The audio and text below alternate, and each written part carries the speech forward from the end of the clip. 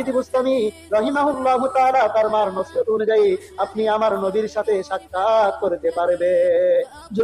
যদি আমার নবীর মোহাব্বত আপনার অন্তরে থাকে, চারটা কাজ করলে আপনি আমার নবীর দিদার লাভ করতে পারবেন, আমার নবীর সাক্ষাৎ লাভ করতে পারবেন। এর মধ্যে একটা হলো আমার নবীর প্রতি বেশি বেশি করে দুরূদ শরীফ পড়তে হবে।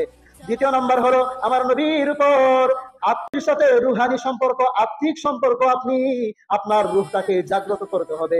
তিন নম্বর হলো আমার নবীর যে সুন্নত আছে, আমার নবীর যে সুন্নত তরিকা আছে, আমার নবীর যে সুন্নত আমল আছে, ওই সমস্ত বাহ্যিক ভাবে আপনি ওই সমস্ত সুন্নত গুলো আপনি যদি পালন করেন, তাহলে আমার নবী আপনার সাথে দেখা দিতে দেরি করবে না। শুধু কি তাই নয়, চতুর্থ নম্বরে আমার করে দাও, একে অপরের প্রতি ইহসান করো, সহায়তা করো, সাহায্য করো, একে অপরের পাশে দাঁড়িয়ে যাও। যদি রে বাবাজির আমার, বন্ধুরা আমার, এই চারটা কাজ যদি আপনি করতে পারেন, ভাই বলুন না সুবহানাল্লাহ।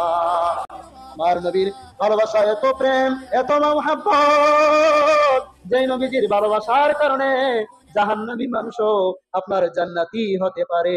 জুড়ে বলুন না সুবহানাল্লাহ।